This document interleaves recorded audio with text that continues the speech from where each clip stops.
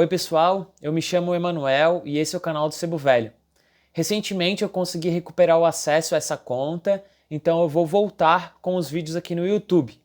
Muito motivado também pela abertura do canal Falando Cinema do meu irmão gêmeo. Vou deixar aqui embaixo o link do canal dele para vocês que não conhecem ainda estarem seguindo e acompanhando o trabalho dele por lá. Fiquei bastante tempo longe do YouTube, então vamos às leituras do mês de outubro, que além de ter sido o mês que eu decidi voltar para cá, foi o mês do meu aniversário, um mês muito especial. Então, para começar o mês de outubro, eu decidi puxar da estante o livro de contos A Cidade Ilhada, do escritor brasileiro Milton Ratum. O Ratum talvez seja o meu escritor brasileiro favorito. E nesse livro aqui, publicado na Companhia das Letras, em 2009, a gente tem 14 contos desse escritor. Num livro de 120 páginas, esses 14 contos são todos bem curtos, uns mais, outros menos. Mas a gente consegue ter nesse livrinho uma boa amostra do que a literatura do Milton Ratum proporciona, mostra pra gente. E o que seria isso? Seriam histórias de formação, ou seja, a gente tem contos aqui que mostram assim uma certa passagem da juventude, final da infância para uma vida adulta.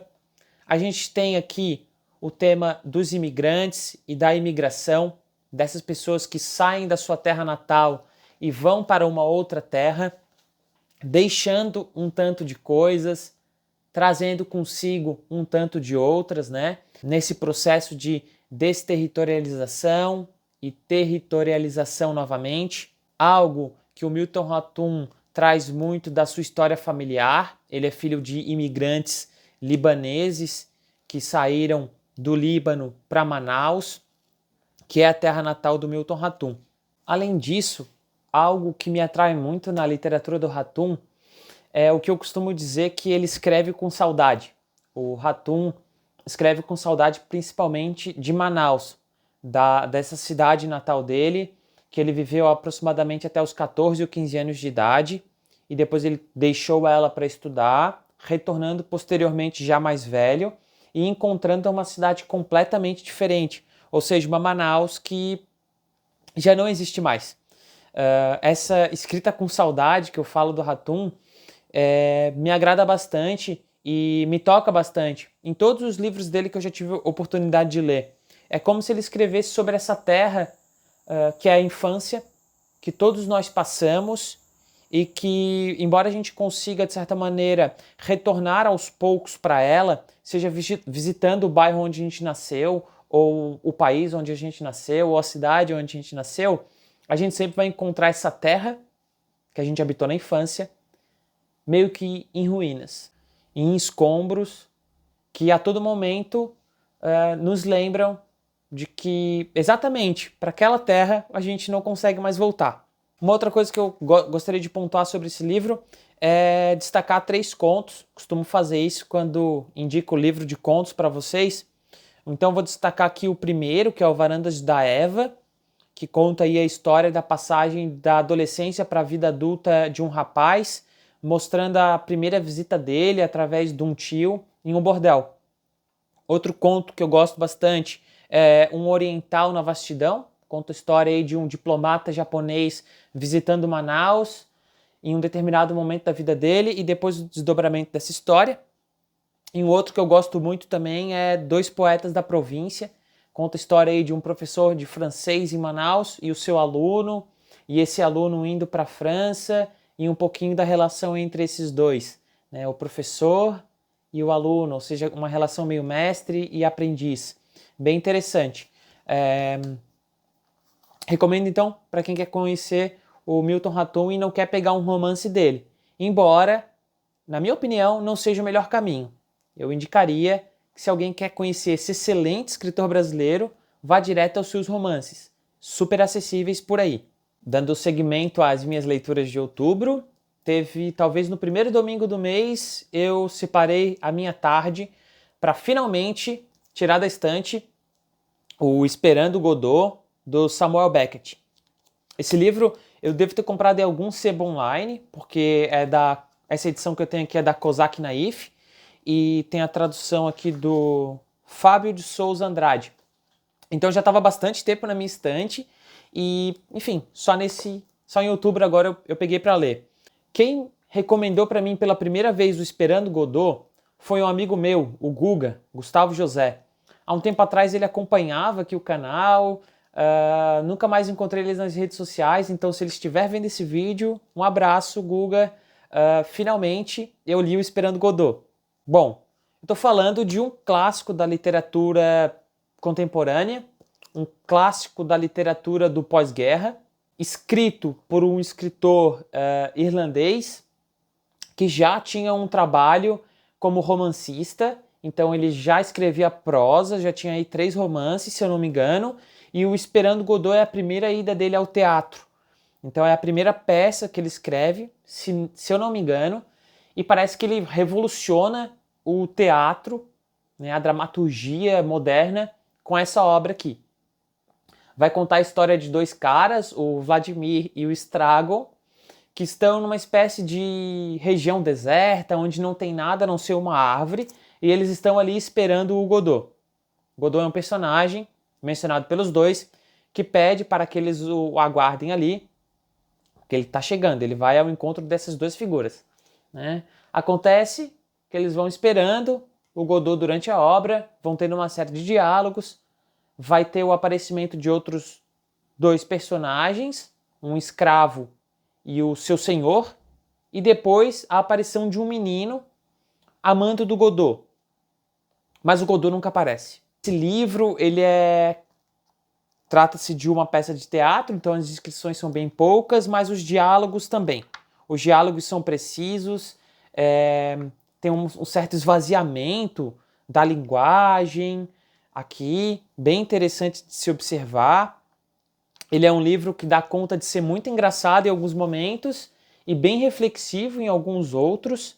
Então, me tocou bastante ter lido o Esperando Godot em um domingo, direto, ininterrupto, chovendo lá fora. Tem muito conteúdo sobre esse livro na internet, tem muito estudo acadêmico, tem muitas análises profundas sobre ele. Então, para alguém como eu, que não tem um grande entendimento de teoria literária, me considero apenas um leitor apaixonado, se você sente-se convocada, né, a conhecer essa obra, eu encorajo você a fazer isso, leia Esperando Godot e veja o que esse livro vai conseguir te provocar, o que você vai conseguir tirar dele e o que ele vai conseguir tirar de você assim que você lê.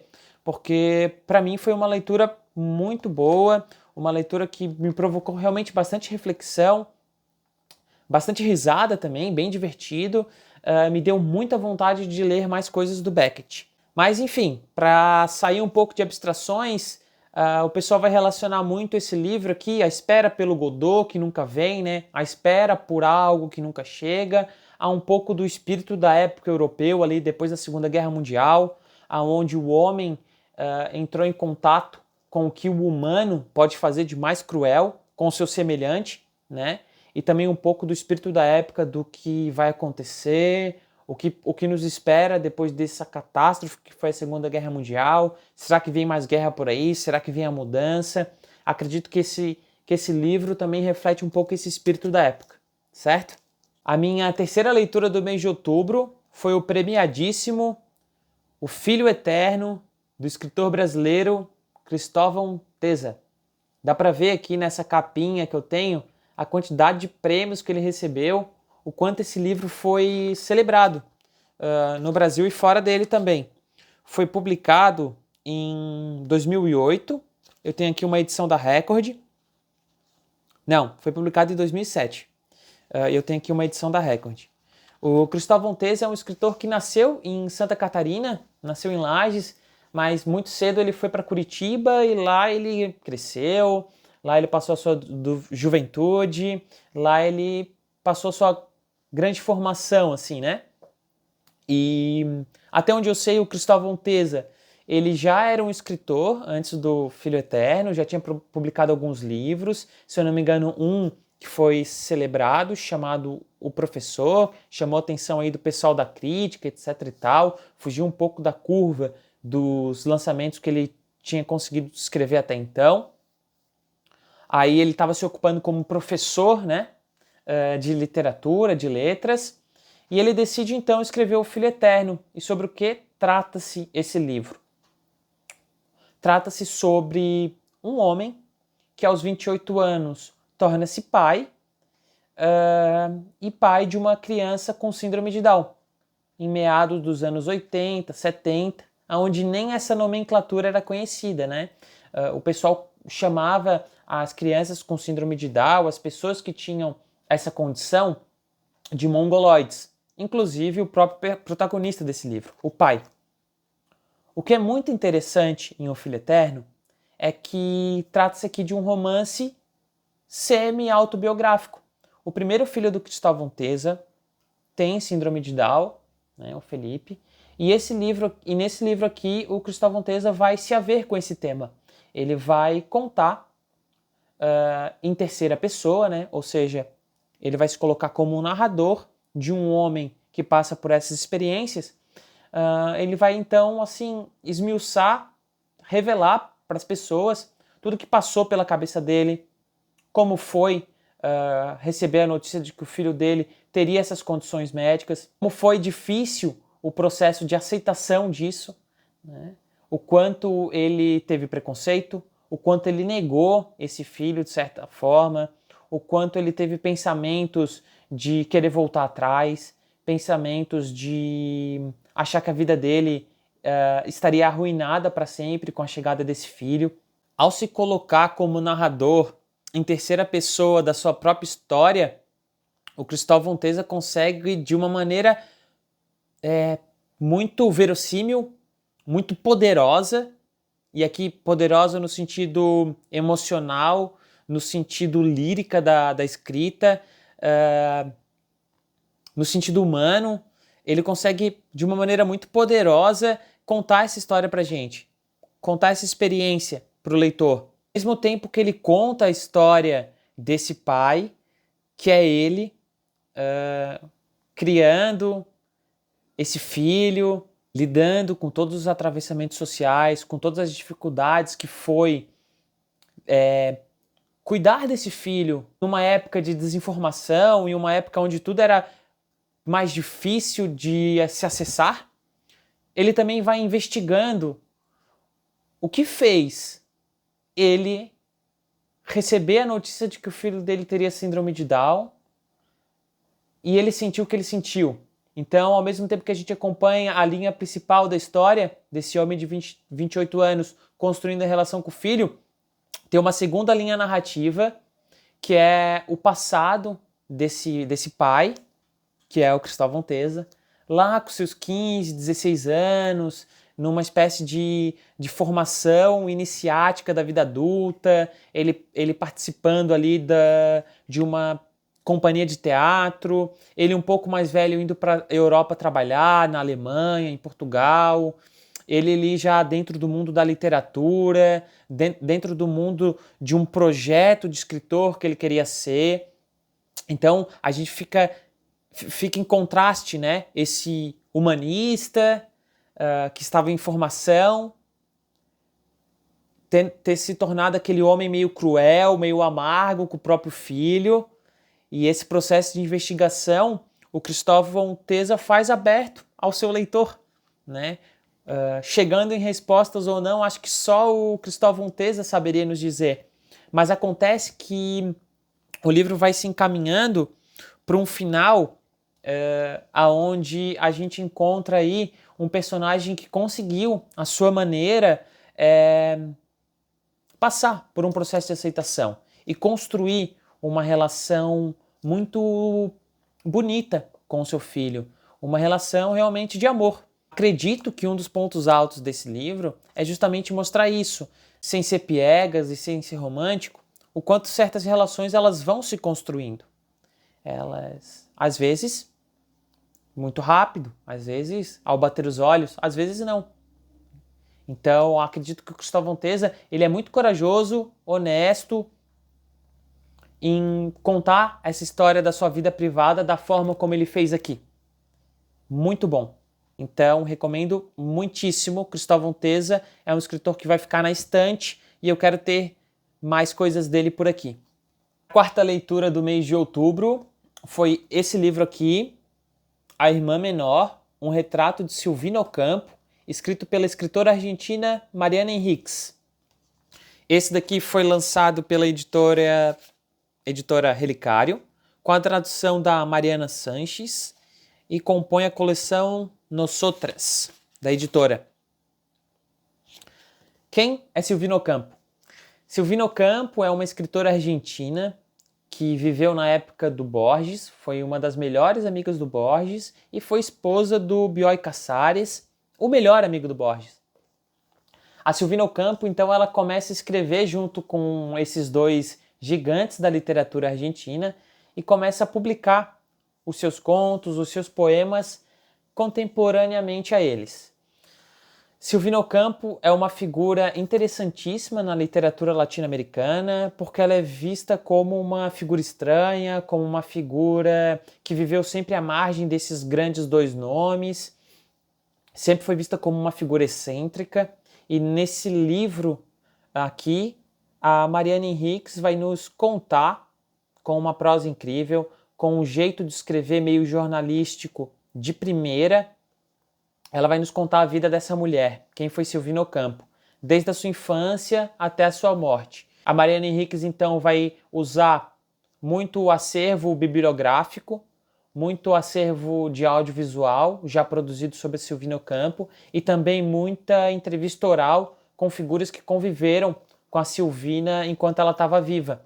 É uma espécie de ensaio biográfico sobre essa figura que desmistifica bastante cacuetes, talvez, imagéticos que se tem sobre a Silvina atualmente. Para quem chegou a ler A Fúria e outros contos da Silvina Ocampo, ou As Convidadas, o último livro de contos dela, que foi publicado aqui no Brasil, para quem se interessa por essas escritoras latino-americanas do chamado novo boom latino-americano, para quem, enfim, já gosta da Silvina Ocampo ou gosta da prosa, né, da Mariana Enríquez, eu recomendo demais esse livro aqui.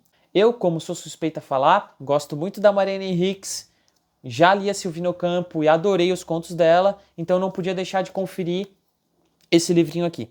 Foi bastante coisa, como vocês viram, mas não terminou. Para encerrar o mês de outubro, eu finalizei uma leitura que vem se estendendo desde o início do ano. Eu terminei esse livraço aqui, O Oráculo da Noite, do neurocientista brasileiro Siddhartha Ribeiro. O livro é O Oráculo da Noite, a História e a Ciência do Sonho. Se eu pudesse, com uma frase, descrever esse livro para vocês é vai dormir. Porque aqui o Siddhartha vai botar um ponto de exclamação para a necessidade da gente olhar mais para o nosso sono e também a qualidade e a importância do sonhar na nossa vida. Vamos ter capítulos aqui onde o autor se aprofunda um pouco mais na neurociência para explicar os mecanismos internos que a gente tem conhecimento já e explicam uma série de perguntas a respeito do que é o sonho, de como os sonhos se formam, o que influencia para que esses sonhos cheguem. Também vai mostrando, vai trazendo explicações neurocientíficas sobre a importância do sono na nossa vida. Tudo isso de uma maneira de divulgação científica. Então é um livro que quem não está por dentro de neurociência, de psicologia, vai conseguir ler esse livro e tirar bastante coisa. Uma vez que o Siddhartha vai trazendo aqui também histórias do passado de pesquisadores e cientistas e também histórias dele própria. Acho que um dos pontos altos desse livro do Siddhartha Ribeiro é quando ele conta as experiências dele como bolsista nos Estados Unidos. Muito legal quando ele consegue trazer essa experiência de vida dele, narrada aqui quase como croniquetas. Outro ponto forte aqui do Oráculo da Noite é o olhar antropológico e histórico que o Siddhartha traz para fazer essa leitura da construção histórica e científica do sono e do sonho na nossa sociedade. Então, traçando paralelos com sociedades do Egito Antigo, traçando paralelo com histórias do Império Romano, de outras sociedades da Mesopotâmia e por aí vai. Ele vai fazendo a todo momento esses links históricos com os avanços científicos que já aconteceram nessa área. Em resumo, o Siddhartha escreve esse grande livro aqui e se encaminha para uma conclusão que não só demarca a importância da gente dormir mais em uma época onde dormir muitas vezes é considerado perca de tempo, onde a frase trabalhe enquanto o seu inimigo dorme pode imperar em alguns lugares. Para além disso, de ressaltar o quanto o sono tem um papel fundamental no funcionamento do nosso corpo e da nossa saúde, o Siddhartha vai iniciar, mais para o final desse livro, um debate de que sim, os sonhos são um instrumento poderosíssimo para a nossa organização mental, um instrumento poderosíssimo para a nossa organização de vida e de experiência humana. Siddhartha Ribeiro vai pontuar como os sonhos podem ser sim uma espécie de simulador extremamente potente para futuras experiências que a gente vai ter, uma vez que, em uma grande maioria de vezes, esses sonhos estão a todo momento realizando simulações de situações prováveis que a gente está passando ou que a gente vai passar. Então, ele inicia esse debate para o final desse livro aqui, um debate que vem se aprofundando nos estudos desse autor, no seu último livro, Sonho Manifesto, em algumas outras palestras e falas que ele já teve por aí e estão disponíveis na internet, muito interessantes para vocês conferirem também e conhecerem um pouco mais desse neurocientista brasileiro aqui. Bom, pessoal, bem enferrujado com as leituras do mês, bem enferrujado com a gravação de vídeos aqui no YouTube, mas espero que vocês tenham gostado aqui das leituras que eu fiz e desse vídeo. Tenham paciência comigo que aos poucos eu vou voltando a pegar o jeito da coisa aqui.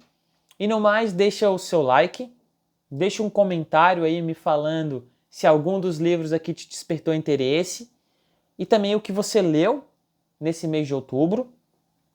Não esquece de se inscrever no canal se não está inscrito também e aguardar os próximos vídeos, porque eu voltei para ficar agora no YouTube, tá bem? Um abraço para todo mundo e até o próximo vídeo.